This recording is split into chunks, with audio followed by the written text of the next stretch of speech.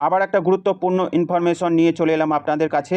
দর্শক, আপনারা জানেন ভারত অস্ত্র রপ্তানির দিক দিয়ে 2024-25 অর্থবর্ষে 36 পয়েন্ট প্রগতির মাধ্যমে এক ঐতিহাসিক হিস্টোরিক্যাল মাইলফলক স্থাপন করেছে এবং বর্তমানে 25-26 অর্থবর্ষে ভারত অস্ত্র রপ্তানি প্রগতি আরও অকল্পনীয় ইনহান্স করতে চলেছে এবং প্রথম একাধিক এগ্রিমেন্ট সাইন এবং বিশ্বজুড়ে একাধিক দেশে ভারতের অস্ত্র কেনার উদ্গ্রীবতা পরিলক্ষিত হচ্ছে, যাতে করে বোঝা যায় 2025-26 সাল ভারতের অস্ত্র রপ্তানির ক্ষেত্রে আরও অভাবনীয় প্রগতি লক্ষ্য করা যাবে।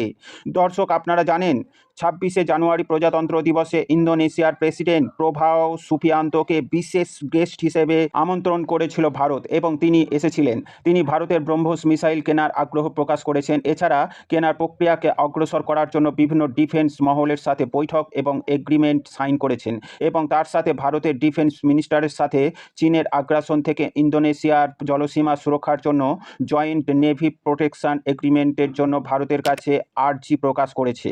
এছাড়া ভারতের সাথে ইন্দোনেশিয়া দ্বিপাক্ষিক এবং বহুপাক্ষিক সম্পর্ক গঠনের জন্য বিভিন্ন ধরনের এগ্রিমেন্ট সাইন করেছে ভারত ও ইন্দোনেশিয়া। ইন্দোনেশিয়া হচ্ছে 80% মুসলিম বহুল দেশ, অথচ ওখানে সনাতন হিন্দু ধর্মের প্রাধান্য দেওয়া হয় যথেষ্ট এবং দেশটি সমুদ্রবেষ্টিত দেশ এবং সাউথ চায়না সির অন্তর্গত। অতএব চীনের আগ্রাসন নীতির জন্য মাঝে মাঝে চীনের সৈন্যরা ইন্দোনেশিয়ার জলসীমাকে লঙ্ঘন করে অধিকার স্থাপনের প্রচেষ্টায় সংঘর্ষ করে।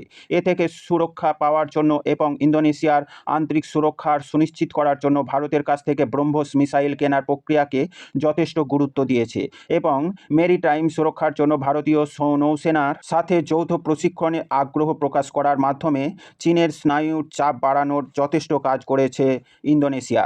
যেভাবে চীনের চারপাশের দেশে ভারতের অস্ত্র কিনে চীনের বিরুদ্ধে শক্তিশালী হয়ে উঠছে, বিশেষ করে ব্রহ্মোস মিসাইল কেনার আগ্রহ আরও চীনকে চিন্তায় ফেলেছে, কারণ ব্রহ্মোস মিসাইল হচ্ছে পৃথিবীর মধ্যে সবচেয়ে সুপ্রিম সুপারসনিক ক্রুজ মিসাইল, যা রাশিয়া এবং ভারত যৌথভাবে নির্মাণ করেছে। এই ব্রহ্মোস মিসাইলের 3 ম্যাক গতিতে লো অ্যাটিটিউড উড়ার সব ক্ষমতা নিয়ে শত্রুপক্ষকে নিমেষে আঘাত করার সক্ষমতা রাখে। এর আগে ভারতের কাছ থেকে ভিয়েতনাম ব্রহ্মোস মিসাইল কিনেছে এবং ফিলিপিন্সও এই মিসাইল কেনার আগ্রহ প্রকাশ করেছে ভারতের কাছে। এছাড়া আর্মেনিয়া, সৌদি আরব, জর্ডান, মিশর, বিভিন্ন আরও অনেক দক্ষিণ আফ্রিকার দেশ এবং সাউথ আমেরিকার দেশ ভারতের কাছ থেকে ব্রহ্মোস মিসাইল কেনার আগ্রহ প্রকাশ করেছে।